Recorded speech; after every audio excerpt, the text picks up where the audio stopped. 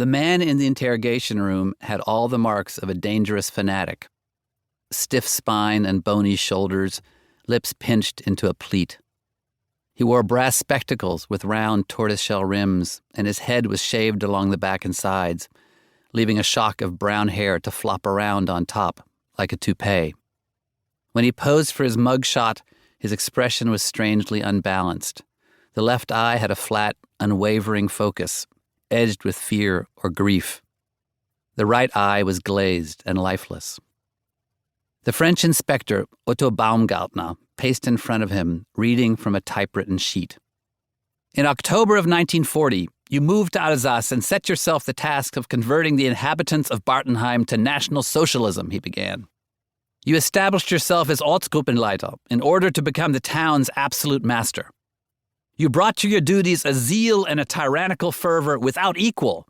In the entire district of Mulhouse, you were the most feared and infamous of leaders. Baumgartner paused after each charge to let the prisoner respond, while another inspector transcribed the exchange. It had been nearly a year since the German surrender, and these men had heard their share of pleas and denunciations. The countryside seethed with military courts and citizens' militias, lynch mobs and makeshift tribunals. For 4 years, the Nazi occupation had divided France ever more bitterly against itself, turning neighbor against neighbor and Christian against Jew. Now the days of reckoning had come. More than 9,000 people would be executed as war criminals and collaborators over the next 5 years. In addition to those denounced and beaten, the women shorn and shaved and paraded through towns for sleeping with German soldiers. L'épuration sauvage, the French called it. The savage purification. The facts in this case were not in question. They came from a seemingly unimpeachable source. Captain Louis Obrecht, an adjunct controller in the French military government and president of the local Purification Commission. Obrecht was a veteran of the French army and a former prisoner of war. When German forces invaded Alsace in 1940, Obrecht was a school principal in the village of Bartenheim, where the prisoner later became Ortsgruppenleiter, or the town's Nazi party chief. For 4 years, Obrecht insisted, the prisoner had been the terror of Bartenheim. But it was above all in the last year of his reign that he became menacing and dangerous. Obrecht went on to accuse the man of crimes ranging from sabotage to using French children as spies. But the investigators zeroed in on a single incident, the murder of a local farmer named Georges Baumann. On the morning of Wednesday, October 4th, 1944, a German military police chief named Anton Acker ordered Baumann to report for a work detail, building wooden pallets for the German army. Baumann refused. The war had turned against Germany by then, and the Allies were on their way. He had no intention of working for those German swine, he said. When Acker tried to arrest him, a scuffle ensued, and Baumann and his family disarmed the officer.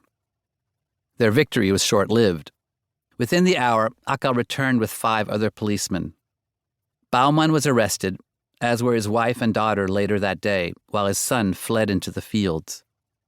The 3 prisoners were taken to a police station, where they were detained and beaten. By that evening, Baumann lay half dead. I found him on the floor of the station, unconscious, his hair, cheeks, and forehead covered in blood, a local doctor later told investigators.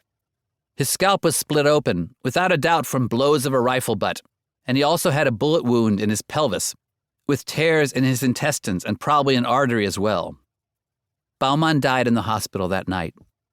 By then, bruises from the bludgeoning had begun to appear all over his body. The death of Georges Baumann could be traced back to one man, Obrecht believed. It was set in motion by a direct order from the prisoner in the interrogation room. For 4 years, he made thousands of innocent people suffer, Obrecht said, and the inspectors had no reason to doubt him. The war had been over for nearly a year, and fresh horrors were still being unearthed in mass graves and killing fields and concentration camps across Europe. There was more than enough guilt to go around. Yet the inspectors had also heard rumors of a different sort. There was talk that this gaunt, bespectacled bureaucrat, this perfect Nazi, as some people described him, was the opposite of what Obrecht claimed. That far from terrorizing 2 villages, he had shielded them from the worst Nazi excesses during the occupation. That without him, many more might have died, It was an unlikely story, but in those days of furious judgment, justice could be hard to tell from self-justification, and purity was often code for revenge. The inspectors would look into the matter. In the meantime, the case would be remanded to the military court in Mulhouse, and the prisoner, my grandfather, Karl Gunnar, 47 years old and a father of 4, one of them my mother, would be sent to solitary confinement in Strasbourg, to await judgment in the Citadel, the 17th century fortress along the river Ill, where the worst German war criminals in Alsace were kept.